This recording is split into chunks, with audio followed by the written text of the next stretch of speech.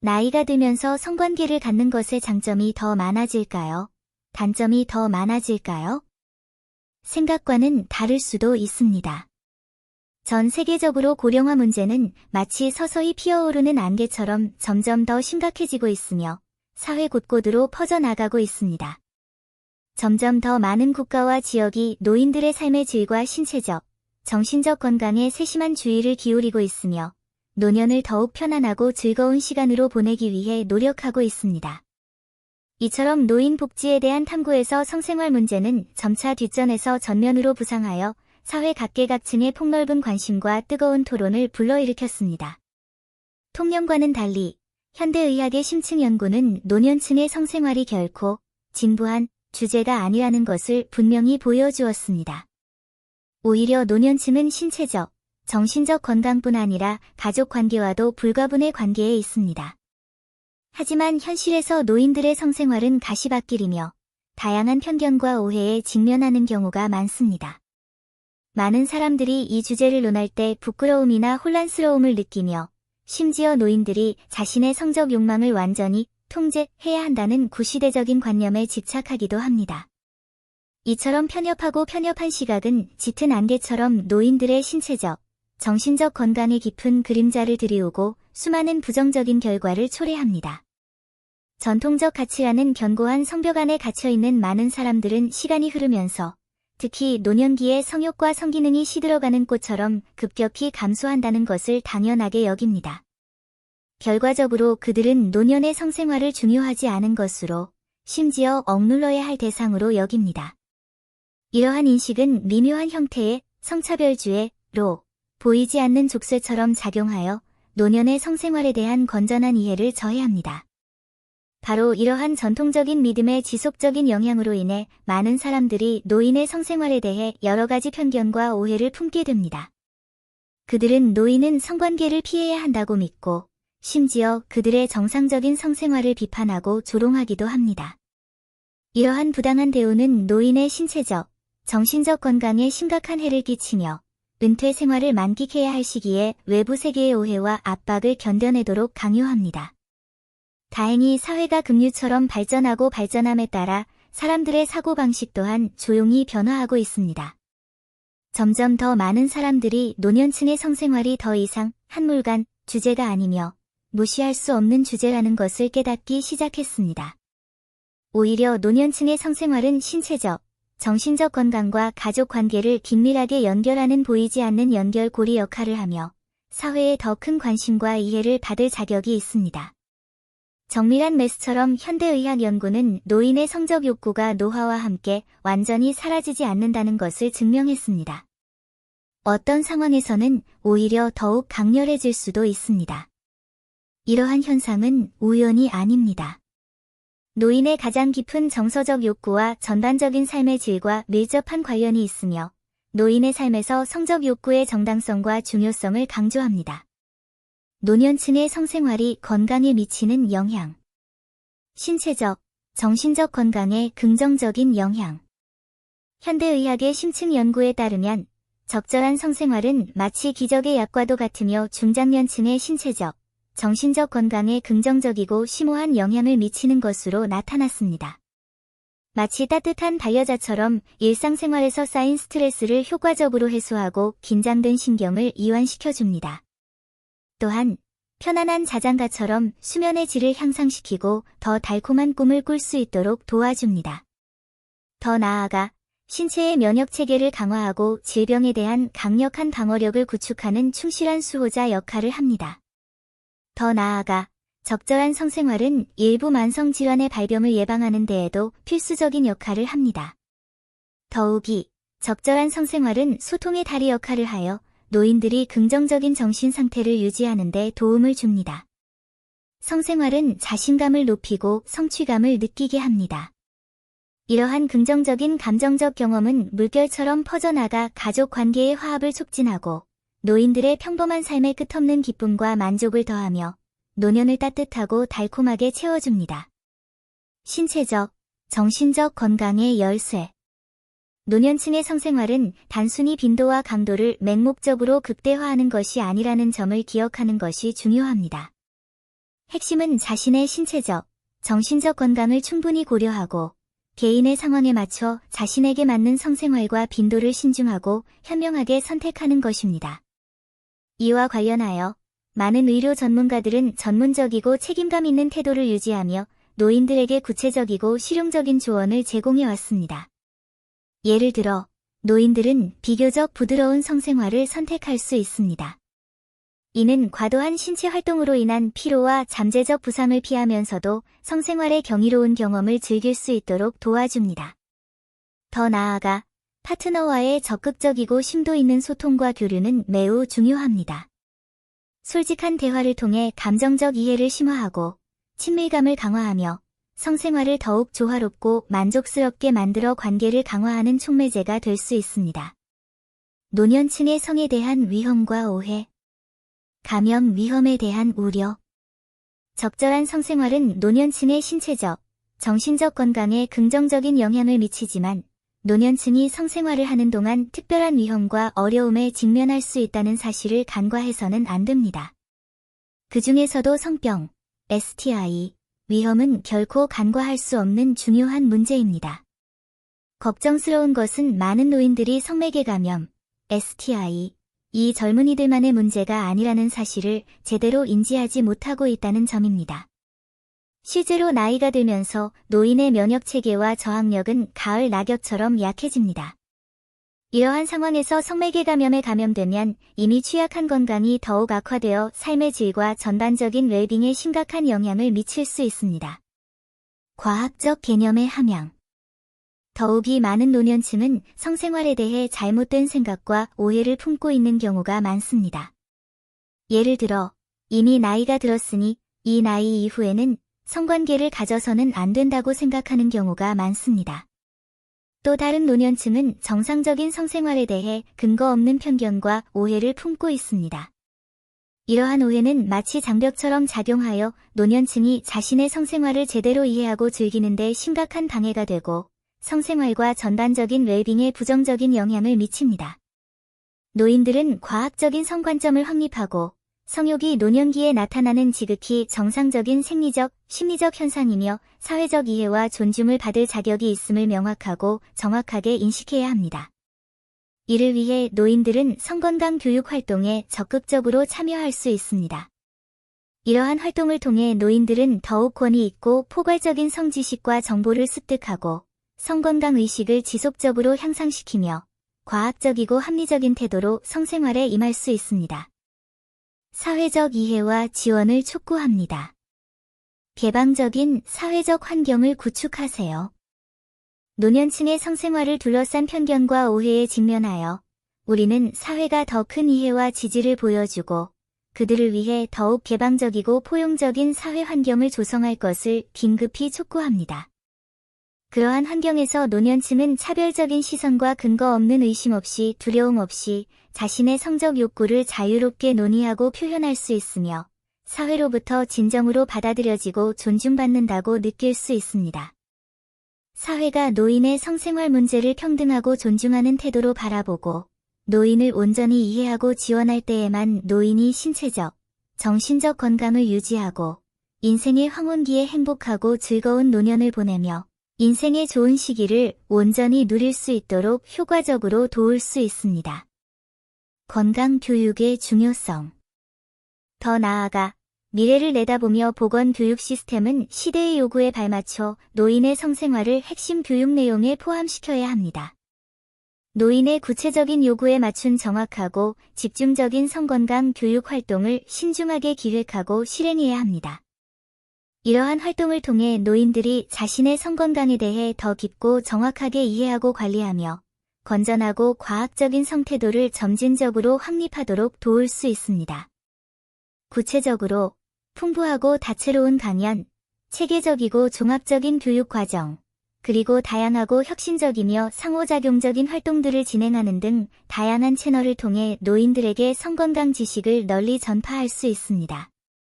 노인들이 성생활에서 겪는 다양한 의문과 혼란에 대해 전문적이고 상세한 답변을 제공하여 기존의 잘못된 인식에서 벗어나 정확하고 과학적인 성개념을 확립하고 긍정적이고 건강한 태도로 성생활을 살아갈 수 있도록 도울 수 있습니다. 광고. 지역사회 지원 시스템 구축. 동시에 우리는 노인들에게 더욱 세심하고 포괄적인 심리적, 정서적 지원 서비스를 제공하기 위해 지역사회 지원 시스템을 적극적으로 개발하고 개선할 수 있습니다. 특히 홀로 사는 빈집 노인들에게는 특별한 관심과 배려가 필요합니다. 예를 들어, 다양하고 흥미로운 문화 및 레크리에이션 활동을 통해 소통하고 즐거운 시간을 보낼 수 있는 장을 마련하여 함께하는 따뜻함과 기쁨을 경험할 수 있도록 할 수 있습니다. 또는 전문적인 심리 상담 서비스를 제공하여 부정적인 감정을 해소하고 외로움을 효과적으로 완화할 수 있도록 도울 수 있습니다. 이러한 노력을 통해 모든 노인은 따뜻한 공동체 환경에서 충만하고 행복한 삶을 살 수 있습니다.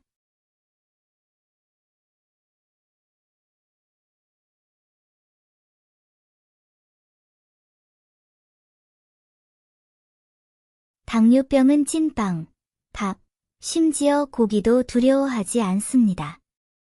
당뇨병이 정말로 두려워하는 것은 바로 이 5가지입니다. 찐빵은 너무 많이 먹지 않고 밥은 조금만 먹는데 왜 혈당 조절이 안 되나요? 60대 초반에 은퇴한 한 직원이 추적 검진에서 이 질문을 던졌습니다.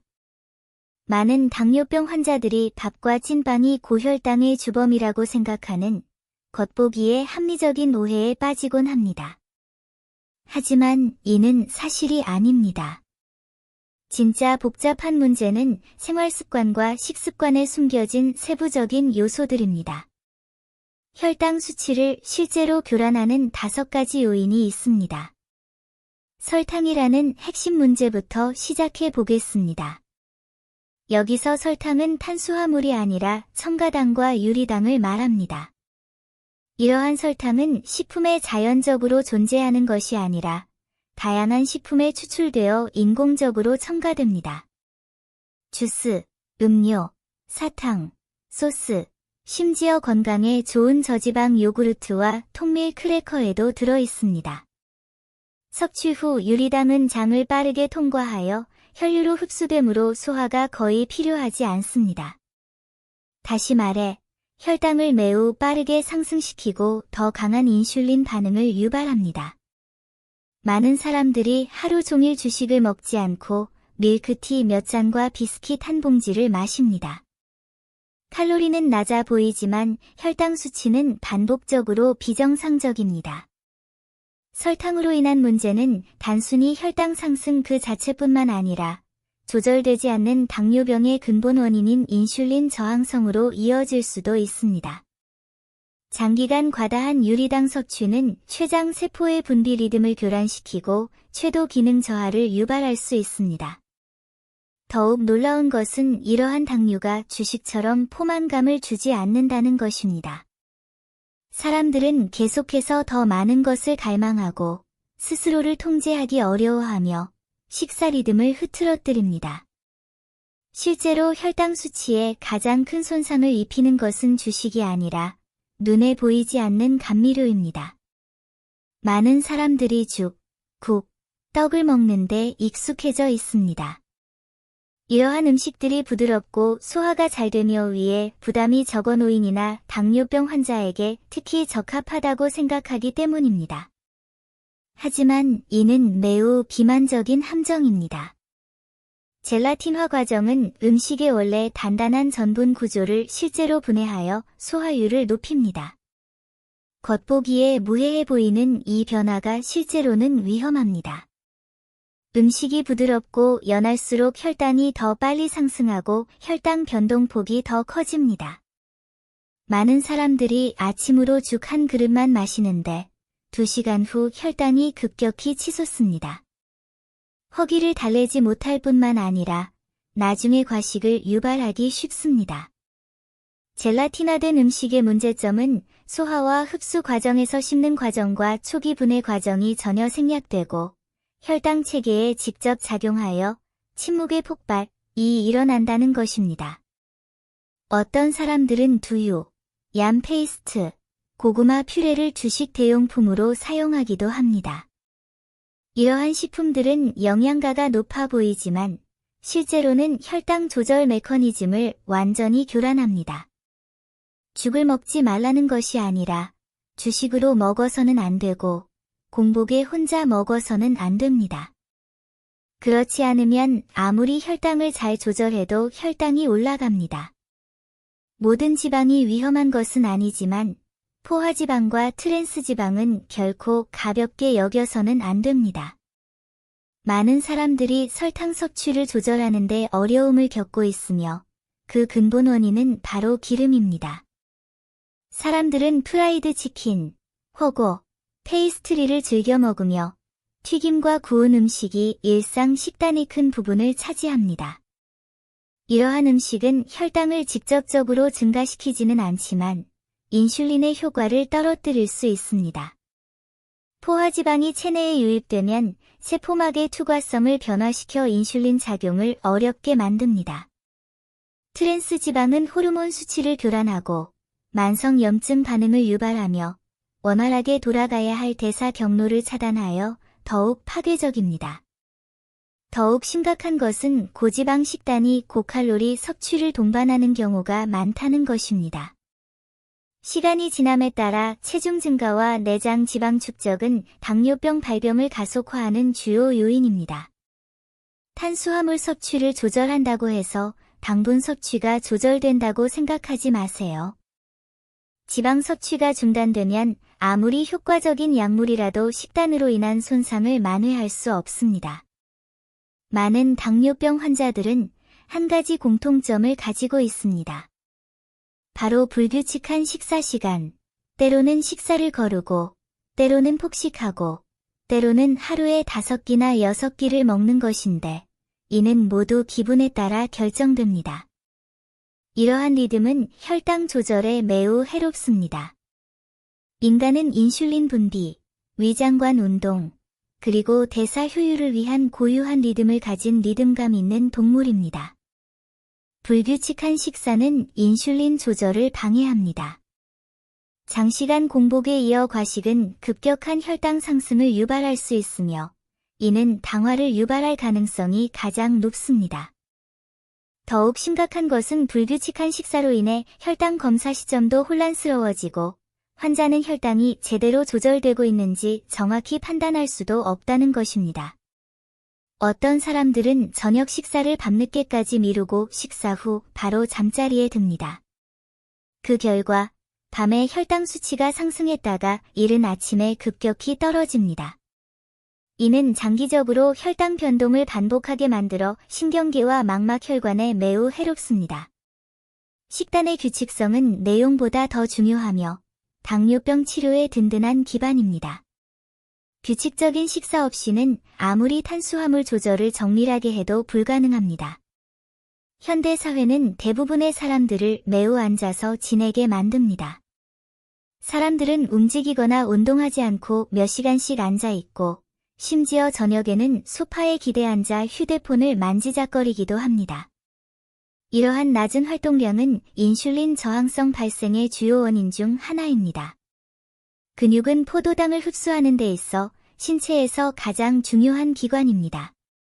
근육이 수축할 때만 세포가 인슐린의 작용 없이 포도당을 활발하게 흡수합니다. 근육이 활동하지 않으면 포도당은 인슐린 작용을 통해서만 세포로 흡수될 수 있으며 이로 인해 췌장 전체의 압력이 가해집니다. 장시간 앉아있으면 혈당 수치가 높아질 뿐만 아니라 혈중 지질 수치와 혈압도 상승합니다. 식후에 짧은 산책을 하거나 매일 30분씩 천천히 걷는 것만으로도 식후 혈당 곡선을 크게 개선할 수 있습니다. 아무리 좋은 식단이나 약을 복용하더라도 움직이지 않으면 좋은 신진대사 결과를 얻을 수 없습니다. 활동은 신체가 스스로를 조절하는 자연스러운 방식이며 게으름은 췌장 섬기는 부전을 가속화합니다.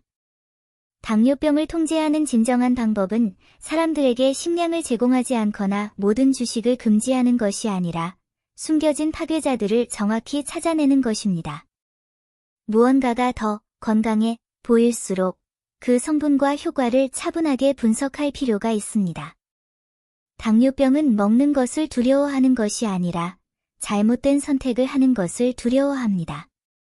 두려움은 움직이거나 생각 없이 먹거나 라벨을 읽지 않거나 잘못된 것에 집중하는 것이 아닙니다.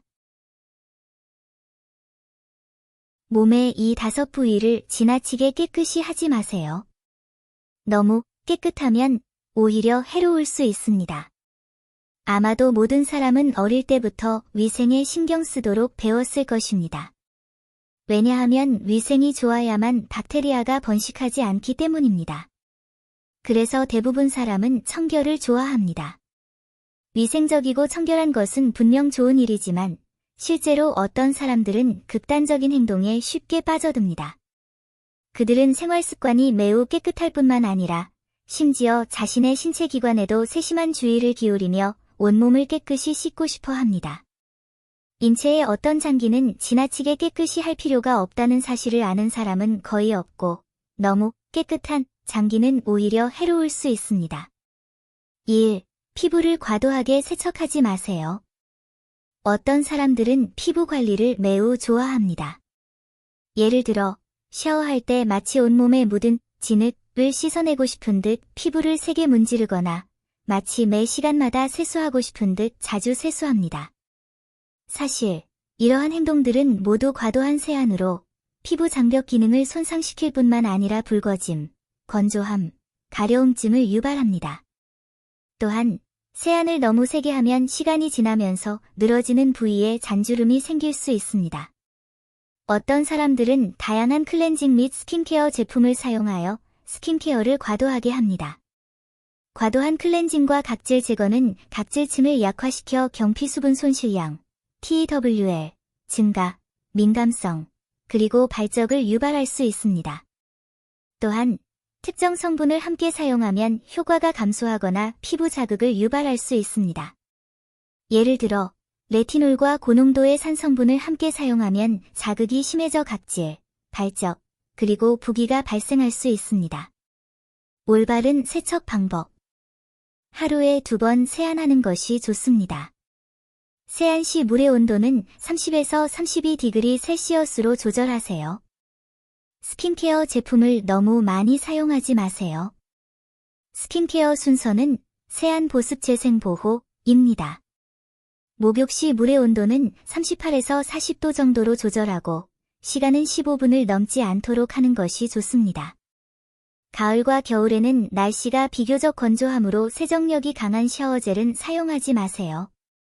2. 콧구멍을 너무 세게 닫지 마세요. 설문조사에 따르면 성인의 91%가 코를 자주 파는 것으로 나타났으며 어떤 사람들은 1시간에 한 번꼴로 코를 파는 경우도 있습니다. 코를 파는 것이 스트레스 해소에 도움이 될 수 있지만 가볍게 하는 것은 좋지 않습니다. 산시성 셰냥의 한 남성이 장기간 코를 파는 습관으로 인해 비강동맥이 파열되어 상태가 매우 위독해졌습니다. 소셜 소프트웨어에도 이와 유사한 사례가 많이 있습니다. 코를 파는 행위는 손가락에 박테리아와 바이러스가 있을 수 있으므로 비강을 오염시킬 수 있습니다. 코를 파면 이러한 세균이 비강으로 들어가 결국 부비동염이나 전정염 같은 코 질환을 유발할 수 있습니다. 비강 전정의 피부가 손상되면 일부 비강 털이 사라지고 비강 털의 먼지와 병원균 걸러내기 능력이 감소하여 궁극적으로 호흡기 감염 위험이 커집니다. 더 중요한 것은 병원균이 호흡을 통해 호흡기로 유입되면 폐렴을 일으킬 가능성이 매우 높다는 것입니다. 또한 손상된 코 점막을 통해 박테리아가 정맥으로 침투하여 혈액을 통해 뇌로 역류하면 두개 내 감염을 일으킬 가능성이 매우 높으며 심각한 경우 생명을 위협할 수도 있습니다. 올바른 세척 방법. 코가 건조하고 가려울 때는 물을 더 많이 마시거나 수증기를 이용해 코를 살균할 수 있습니다. 코 점액이 말라서 딱딱해진 경우 생리식염수로 코를 깨끗이 닦은 후 부드러워진 후 면봉으로 닦아내면 됩니다. 3. 배꼽을 너무 세게 씻지 마세요. 배꼽을 깨끗이 닦아야 하는지에 대한 논란은 항상 있어 왔습니다. 어떤 사람들은 배꼽을 건드리면 설사가 난다고 하고 어떤 사람들은 배꼽을 정기적으로 닦아야 한다고 주장합니다. 그렇지 않으면 먼지와 때가 쉽게 쌓이기 때문입니다. 배꼽은 독특한 구조로 인해 각질, 땀, 먼지, 피지 등 먼지와 오물이 쌓이기 쉽다는 점을 인정해야 합니다. 60명의 배꼽 미생물군을 분석한 연구에 따르면 배꼽에는 2000종이 넘는 박테리아가 서식하는 것으로 나타났습니다. 그러면 손으로 배꼽을 뜯을 수 있다는 말인가요? 물론 아니죠. 우선 배꼽에 있는 박테리아는 황색포도상구균, 간균, 코리네박테리움균으로 피부에 더 흔히 나타나며 일반적으로 무해합니다. 둘째, 배꼽은 복막과 가깝고 복강에서 가장 약한 부위이기도 합니다. 손톱으로 긁으면 피부 표면이 긁혀 세균 감염이 발생하기 쉽습니다. 게다가 손톱에는 많은 수의 박테리아가 포함되어 있는데 이 박테리아가 배꼽을 통해 몸 안으로 들어오면 염증을 일으킬 수 있으며 심각한 경우 복막염을 일으킬 수도 있습니다. 올바른 세척 방법. 물이나 알코올에 적신 면봉을 사용하여 배꼽 주위를 부드럽게 닦은 후 천천히 안쪽으로 밀어 넣어 안쪽의 먼지를 제거하세요. 한 번에 다 제거하기 어려우면 몇 번 더 반복해도 됩니다. 샤워할 때마다 배꼽을 깨끗이 씻는 것이 가장 좋으며 샤워 후에는 가능한 한 빨리 말려 배꼽 안에 먼지가 많이 남지 않도록 하세요. 4. 귀를 너무 자주 청소하지 마세요. 귀지는 의학적으로 귀지라고 불립니다. 많은 사람들이 귀지를 제거하는 데 익숙하지만 꼭 그럴 필요는 없습니다. 귀에는 자가 세척 기능이 있습니다. 예를 들어 우리가 먹거나 말하거나 운동하거나 하품을 할 때 턱 관절이 움직이고 자세가 바뀌면서 귀지가 배출됩니다. 귀를 항상 파지 않을 수 없다면 힘을 조금 잘못 주거나 도구가 너무 단단하면 웨이도가 손상될 수 있습니다. 웨이도가 손상되면 곰팡이가 번식하여 감염, 통증, 고름, 가려움증을 유발할 수 있습니다. 손이 떨리면 귀 청소 도구가 고막이나 청골을 손상시켜 고막 천공이나 심지어는 속골사슬 손상을 일으킬 수 있습니다. 또한 귀를 청소할 때 웨이도 피부가 손상되면 박테리아가 침입하여 웨이도염을 유발할 수 있습니다. 웨이도는 외부 자극에 의해 반복적으로 자극받고 웨이도 염증이 지속적으로 회복되면서 일부 세포가 돌연변이를 일으켜 결국 웨이도 편평세포암을 유발할 수 있습니다. 올바른 세척 방법. 손톱, 머리핀, 연필심 또는 너무 큰 면봉은 사용하지 마세요. 알코올로 소독한 얇은 면봉이나 실리콘 팁이 달린 귀이개를 사용할 수 있습니다. 사용 전에는 반드시 기구를 소독하고 세척 시에는 웨이도를 부드럽게 긁어내되 너무 깊이 파고들지 않도록 주의하세요. 마지막으로 허가받지 않은 귀 청소 업체에 가서 가볍게 청소하지 마세요. 5. 사타구니를 너무 세게 닦지 마세요. 많은 여성들이 은밀한 부위를 닦기 위해 로션을 사용하는 데 익숙하지만 여성의 은밀한 부위에는 많은 미생물이 서식하기 때문에 실제로는 불필요합니다. 칸디다 알비칸스, 가드넬라, 대장균, 유산균, 황색포도상구균 등이 대표적인 미생물로 정상적인 미생물총을 형성합니다. 유산균, 에스트로겐, 그리고 지리 pH 수치는 모두 지리 생태계 균형을 유지하는 데 중요한 역할을 합니다. 로션으로 질 부위를 무리하게 헹구거나 과도하게 세척하면 지리 생태계 균형이 파괴될 가능성이 높습니다. 올바른 세척 방법. 추가 세척액 없이 매일 따뜻한 흐르는 물로 헹구세요. 불편함을 느끼면 직접 세척하기보다는 즉시 병원에 가는 것이 가장 좋습니다. 노년 냄새의 주범이 밝혀졌다. 의사들은 50세 이후에는 덜 관리해야 한다고 경고한다. 그렇지 않으면 노년기에 냄새를 잃을 수 있다. 요즘 왜 자꾸 냄새가 나는 걸까요? 주변 사람들이 저를 피하는 것 같아요. 나이가 들면서 이런 증상이 생기는 걸까요? 50대 중년 남성의 건강 고민입니다. 많은 사람들이 나이가 들면서 기억력 감퇴, 관절 통증, 시력 저하 등 신체의 변화가 생긴다는 사실을 알고 있지만 특히 노인 냄새와 같은 신체 냄새는 건강에 해로운 생활 습관과 밀접한 관련이 있다는 사실을 아는 사람은 많지 않습니다. 의사들은 우리가 나이가 들면서 특히 50세가 넘은 후에 특정한 생활 습관을 계속 유지한다면 건강이 악화되는 속도가 빨라지고 신체 내외부에 점차적으로 문제가 생길 수 있다고 경고합니다. 중장년층에게 건강한 식단은 건강을 유지하는 기본입니다. 하지만 많은 사람들이 노년기에 접어들면서 균형 잡힌 식단에 더 이상 관심을 두지 않는 경우가 많습니다. 많은 사람들이 고지방, 고칼로리, 저영양 식품을 선호하고 기름지고 가공된 음식을 자주 섭취하며 채소, 과일, 통곡물 섭취에 소홀합니다. 이러한 나쁜 식습관은 신체 건강, 특히 내장 기능에 큰 영향을 미칩니다. 과식이나 동물성 지방, 짠 음식을 과도하게 섭취하면 고혈압, 고혈당, 고콜레스테롤 등 만성질환이 발생할 수 있으며 이는 노인 냄새의 형성과 밀접한 관련이 있습니다. 신진대사가 둔화되면 당분이나 지방과 같은 물질이 효과적으로 대사 및 배출되지 못하고 체내에 축적되는 경향이 있습니다. 체내 독소 제거가 어려워져 악취가 발생합니다. 예를 들어 당뇨병 환자가 식단을 조절하지 않고 혈당이 계속 상승하면 악취가 나기 쉽습니다.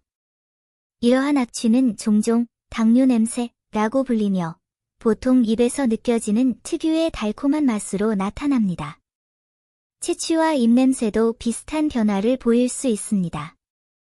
오랫동안 잘못된 식습관을 유지하면 체내 독소가 점차 축적되어 결국 노인 냄새가 생겨 일상생활과 사회적 상호작용에 영향을 미치게 됩니다.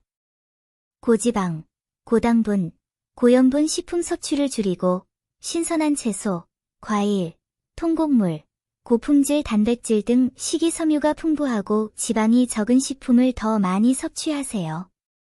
특히 붉은 육류와 가공식품 섭취를 조절하는 데 주의를 기울이세요. 저지방, 고섬유질, 저당분 식단을 유지하면 혈당과 혈중 지지를 조절하는 데 도움이 될 뿐만 아니라 신진대사를 개선하고 간과 신장의 부담을 줄이며 근본적으로 체취 생성을 줄이는 데 도움이 됩니다. 항고혈압제, 진통제, 수면제 등 흔히 쓰이는 일부 약물은 엄격한 의학적 지침 없이 장기간 남용할 경우 신체에 부작용을 일으킬 수 있습니다. 광고. 특히 해독과 배설을 담당하는 간과 신장에 부담이 가중됩니다. 약물 남용은 간과 신장의 부담을 증가시켜 약물 부작용과 독소 축적을 초래합니다.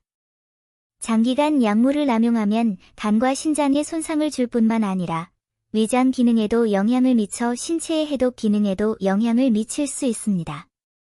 나이가 들면서 신체의 신진대사 및 해독 능력이 점차 약해집니다. 결과적으로 약물은 더 느리게 대사되고 체내에 축적되어 부작용을 유발합니다. 이렇게 축적된 독소는 신체 표면, 입, 겨드랑이 및 기타 부위를 통해 배출되어 불쾌한 냄새를 유발하고 심지어 노인 냄새를 발생시키기도 합니다. 약물로 인한 숨겨진 피해를 피하기 위해 노인은 자가 투약을 피해야 하며 특히 의사의 지도를 받아 사용해야 하는 흔한 약물은 피해야 합니다. 목욕은 일상생활에서 가장 기본적인 건강 습관 중 하나입니다. 하지만 많은 노인들은 신체 기능 저하, 거동 불편 또는 더 이상 자주 목욕할 필요가 없다고 느껴 오랫동안 목욕을 하지 않거나 개인위생에 신경 쓰지 않는 경우가 많습니다. 피부를 정기적으로 깨끗이 씻지 않으면 피부에 먼지가 쌓여 건조함이나 가려움증과 같은 문제가 발생할 수 있습니다. 또한 피부 표면에 박테리아가 증식하여 감염을 유발할 수 있으며 이는 전반적인 건강에 영향을 미칩니다. 노인은 특히 더운 날씨에는 매일 목욕하는 습관을 유지하는 것이 좋습니다.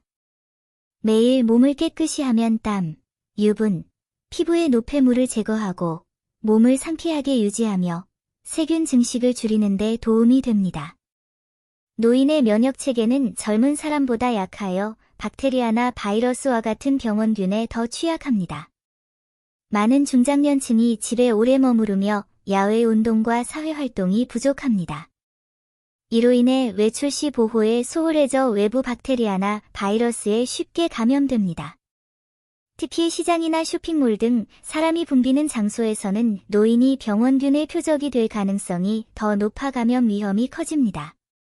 노인이 적절한 보호 장비 없이 외출할 경우 감염으로 인한 호흡기 감염, 피부 감염, 심지어 합병증 등 건강 문제가 발생할 수 있습니다. 감염은 신체에 부담을 가중시킬 뿐만 아니라 신장 등 중요 장기의 기능에도 영향을 미쳐 원래 건강하던 사람에게도 비정상적인 체취나 기타 증상을 유발하고 노인 냄새 발생을 더욱 심화시킵니다. 감염 위험을 줄이기 위해 노인은 외출 시, 특히 독감철이나 유행 시기에는 보호 조치를 취해야 합니다. 마스크 착용, 사회적 거리 두기, 그리고 손 자주 씻기는 감염 예방에 중요한 조치입니다. 정신건강은 노인 건강에도 중요한 요소입니다. 많은 노인들이 점차 쇠약해지는 신체로 인해 외로움, 불안감, 심지어 우울증까지 느낍니다. 정서적 문제는 일상생활의 질에 영향을 미칠 뿐만 아니라 신체 건강에도 간접적으로 영향을 미치고 만성질환의 위험을 증가시킬 수 있습니다. 노인은 노화에 대처하고 삶에 대한 긍정적인 태도를 유지하며 사회활동을 유지하고 취미활동에 참여하는 등 긍정적인 기분을 유지하는 법을 배워야 합니다. 우울감을 느낀다면 가족에게 도움을 구하고 지역 사회활동에 참여하고 심지어 감정을 조절하고 차분한 마음 상태를 유지하는 데 도움이 되는 전문적인 심리 상담을 받는 것도 고려해보세요. 노인 냄새는 노화의 필연적인 산물이 아닙니다. 오히려 건강에 해로운 특정 생활 습관과 밀접한 관련이 있는 경우가 많습니다. 장기간 누적된 나쁜 습관은 소위 노인 냄새를 조용히 자라게 합니다. 과식, 약물 남용, 장시간 목욕하지 않기, 외출 시 감염에 주의하지 않기 등은 모두 신체 건강을 악화시키고 심지어 삶의 질에 영향을 미칠 수 있는 습관입니다. 따라서 건강한 생활 방식을 유지하는 것은 수명을 연장하는 것뿐만 아니라 매일을 에너지로 가득 채우고 건강 문제를 피하는 데에도 도움이 됩니다. 위 내용은 참고용입니다. 몸 상태가 좋지 않을 경우 적절한 시기에 전문의와 상담하시기 바랍니다. 노인 냄새에 대해 어떻게 생각하세요? 걷는 것으로 당뇨병 여부를 알 수 있나요? 당뇨병 환자들은 걸을 때 종종 이 세 가지 증상을 보입니다. 걸을 때 항상 무의식적으로 한쪽으로 기울어지는데요. 나이 때문인가요? 어느 중년 식당 주인이 건강검진을 받기 전 아무렇지 않게 말했다. 보행 변화는 종종 나이, 피로 또는 뼈와 관절 문제로 인해 발생하지만 만성적으로 혈당 수치가 높은 사람의 경우 비정상적인 혈당 수치로 인해 신경과 혈관이 손상되었다는 신호일 수 있습니다. 가장 흔한 활동인 걷기는 복잡한 장비를 필요로 하지 않지만 의도치 않게 당뇨병의 숨겨진 특징을 드러낼 수 있습니다. 걷는 방식, 발의 감각, 근육의 지구력 등은 모두 혈당이 신체에 미치는 만성적인 영향을 보여주는 세부 사항입니다. 걷는 동안 한쪽으로 기울어지는 것은 많은 당뇨병 환자에게서 나타나는 초기 신경 손상 징후 중 하나입니다. 장기간 고혈당 상태가 지속되면 말초신경, 특히 하지의 감각신경과 운동신경이 손상되어 좌우 다리의 근력과 균형 감각이 불균형해질 수 있습니다. 이러한 비대칭성은 처음에는 미묘하여 돌거나 걸을 때만 눈에 띄지만 질병이 진행됨에 따라 균형 감각이 점점 손상됩니다. 일부 환자는 평지를 걸을 때 가벼운 편차를 경험하기도 하는데 외부인에게는 습관적인 움직임처럼 보일 수 있지만 실제로는 신경전도 속도가 느려진 것으로 인한 협응 장애입니다. 문제를 더 복잡하게 만드는 것은 고혈당이 소뇌와 전정기관으로의 혈액 공급에도 영향을 미쳐 자세를 조정할 때 신체의 반응 속도를 늦추고 편차의 빈도와 진폭을 증가시킬 수 있다는 것입니다. 먼 거리를 걷다 보면 종아리 근육에 통증이 생기고 경련이 생기는데 이는 하지 동맥에 혈액 공급이 충분하지 않기 때문인 경우가 많습니다. 당뇨병은 죽상동맥경화증을 가속화하여 하지 혈관의 협착이나 폐색을 유발합니다. 운동 중에는 근육의 산소 요구량이 증가하고 손상된 혈관은 산소가 공급된 혈액을 제때 공급하지 못해 통증, 팽팽함, 심지어 경련까지 유발합니다. 이러한 증상을 간헐성 파행이라고 하며 휴식 후에는 증상이 완화되지만 다시 걸으면 재발합니다. 이는 삶의 질에 영향을 미칠 뿐만 아니라 하지의 큰 혈관 질환이 더 뚜렷하게 나타난다는 것을 의미합니다. 지속적인 방치로 인해 혈액 공급이 부족해지면 근위축, 피부 영양실조, 심지어 치유가 어려운 궤양으로 이어질 수 있습니다. 혈당 조절이 제대로 이루어지지 않으면 이러한 궤양은 감염 위험이 높아지고 결국 절단으로 이어질 수 있습니다. 솜 위를 걷는 것이나 종이 위를 걷는 것과 같은 감각은 당뇨병성 말초신경병증의 전형적인 증상입니다. 만성 고혈당은 미엘린 수초를 손상시켜 신경의 압력, 온도, 촉각 인지 기능을 약화시키거나 심지어 교란시킬 수 있습니다. 처음에는 발바닥에 감각이 없고 약간 따끔거리는 느낌이 들다가 발과 땅 사이에 물질층이 있는 것처럼 감각이 없어지는 것으로 발전할 수 있습니다. 이 질환은 보행 안정성에 영향을 미칠 뿐만 아니라 환자가 가벼운 발 부상에도 무감각하게 만들어 치료가 지연됩니다. 건강한 사람은 신발에 작은 돌이 박히면 즉시 알아차리고 제거하지만 무감각한 사람은 피부가 닳아 없어질 때까지 알아차리지 못할 수도 있습니다. 발에 통증이 느껴지지 않으면 혈당이 높을 때 감염될 위험이 높아지고 혈관 병변으로 인해 감염이 치유되지 않아 위험이 기하급수적으로 증가합니다. 급성 질환의 뚜렷한 증상과는 달리 이러한 변화는 일상생활 속에서 조용히 축적되는 경우가 많습니다.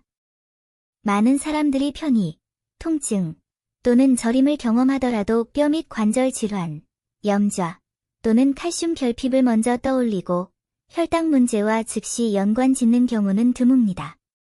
이러한 지연된 인지는 가역적인 신경 손상을 유발하여 회복이 어려운 단계로까지 악화될 수 있습니다. 장기간 고혈당은 여러 가지 병리적 경로를 유발할 수 있습니다. 한편으로는 당화 말단 생성물이 혈관 벽에 침착되어 혈관 협착과 탄력성 감소를 유발하고 국소 혈액 공급에 영향을 미칩니다. 반면 고혈당 환경은 산화 스트레스를 촉진하여 신경 섬유의 구조를 직접적으로 손상시킵니다. 이러한 이중고는 신경 전도를 둔화시킬 뿐만 아니라 신경 말단으로의 영양 공급도 감소시킵니다. 는 심장에서 가장 멀리 떨어져 있고 혈액순환이 비교적 약하기 때문에 증상이 가장 먼저 나타날 가능성이 높습니다. 하지만 걷기와 같은 저강도 활동은 이러한 문제를 악화시킬 수 있습니다. 앉거나 누워있을 때는 하지의 혈액 공급과 신경 전도에 대한 요구가 낮아 결함이 가려질 수 있습니다. 서 있거나 걸을 때는 균형 감각, 근력, 감각 체계가 동시에 효율적으로 작동해야 하며 어떤 연결고리에 있는 장애물이라도 노출될 것입니다. 이는 건강관리에서 사람의 걷는 상태를 관찰하는 것이 휴식 시 검사보다 더 많은 정보를 얻을 수 있는 이유이기도 합니다. 많은 사람들은 혈당 수치가 매우 높거나 장기간 질병을 앓은 사람들만 보행에 문제가 있다고 생각하지만 실제로는 경미한 혈당 이상이 있는 일부 사람들도 걷는 동안 초기 증상이 나타날 수 있습니다. 이러한 초기 신경병증은 영상검사나 정기적인 혈액검사에서는 명확하게 드러나지 않을 수 있지만 주의 깊게 보행을 관찰하면 사전에 발견할 수 있습니다. 이러한 발견은 매우 중요합니다. 왜냐하면 조기에 개입하면 손상을 늦추거나 부분적으로라도 되돌릴 수 있지만 질병이 이미 늦은 단계에 이르면 치료 목표는 증상을 완화하고 합병증을 예방하는 것으로만 바뀔 수 있기 때문입니다. 걷는 동안 드러난 이러한 증상을 다루기 위해서는 먼저 올바른 인식을 확립해야 합니다. 비정상적인 보행은 단순히 노화의 현상이 아니라 대사장애의 외부적 증상일 수 있습니다. 당뇨병 진단을 받은 사람의 경우 정기적인 혈당 모니터링 외에도 정기적인 발 감각 평가 및 하지 혈관 초음파 검사를 실시해야 하며 운동 수행 능력과 함께 질병의 진행 여부를 판단해야 합니다.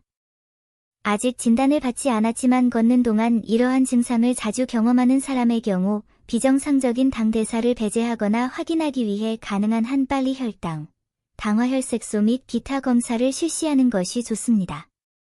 걷기는 운동일 뿐만 아니라 자기 모니터링 도구이기도 합니다.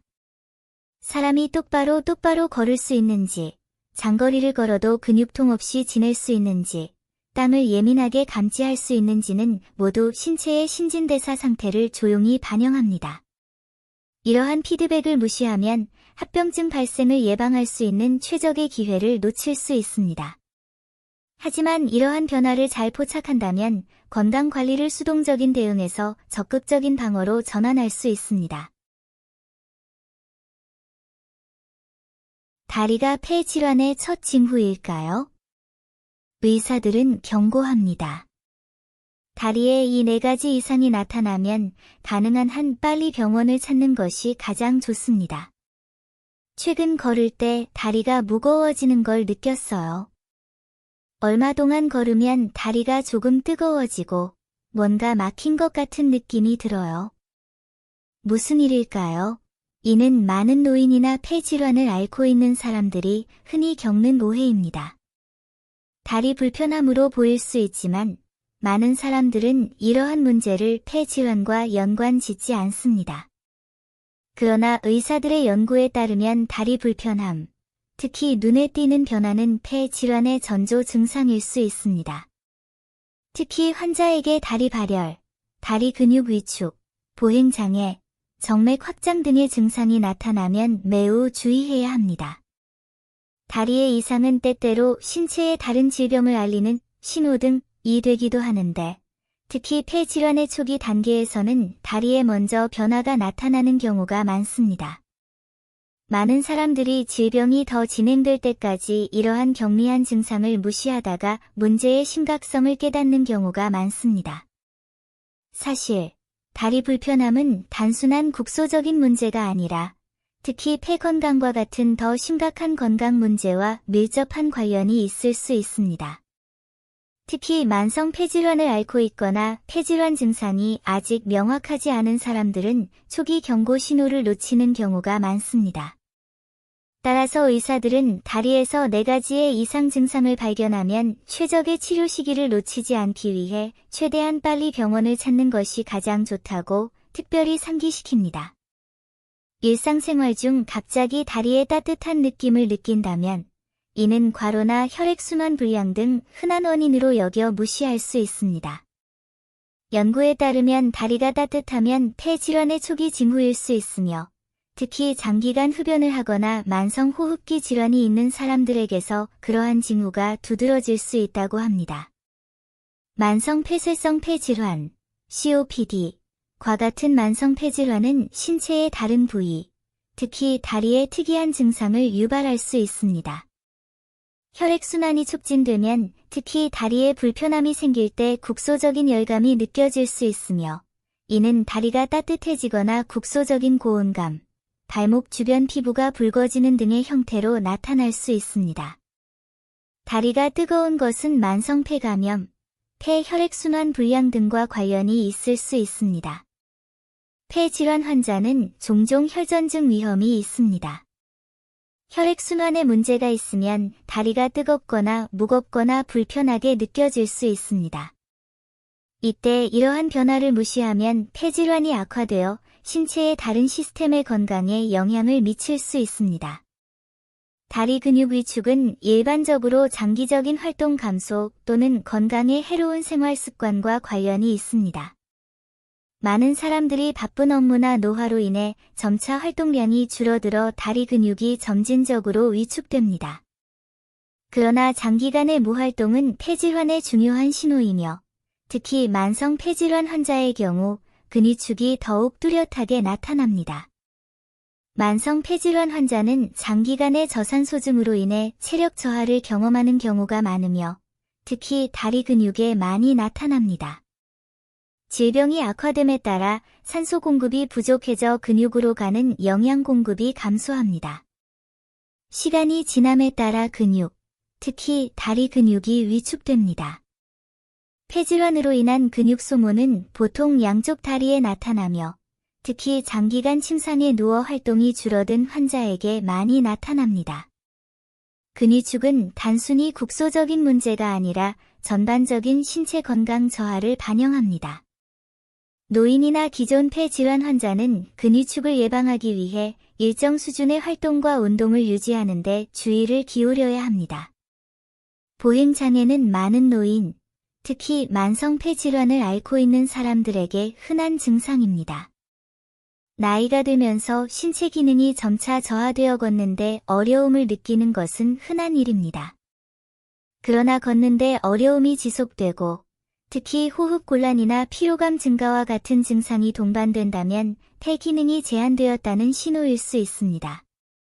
폐에 문제가 생기면, 특히 만성 폐쇄성 폐질환이나 폐기종과 같은 질환이 생기면 폐 기능이 점차 감소하여 신체가 산소를 공급하는 능력이 감소합니다. 이러한 증상은 일반적으로 폐질환이 악화됨에 따라 점차 악화되며 환자는 일상생활에서 다른 사람의 도움에 점점 더 의존하게 되고 독립적으로 행동하는 능력을 상실할 수 있습니다. 따라서 보행이 약해지는 것은 단순히 체력이 감소한 것과 관련이 있는 것이 아니라 폐질환이 악화되고 있다는 중요한 징후일 수 있습니다. 이 증상이 나타나면 특히 다른 호흡기 질환이 동반되는 경우 즉시 병원을 찾는 것이 매우 중요합니다. 조기 진단과 치료는 질병 악화를 효과적으로 예방할 수 있습니다. 정맥 확장, 특히 다리 정맥 확장은 많은 사람들에게 흔한 건강 문제입니다.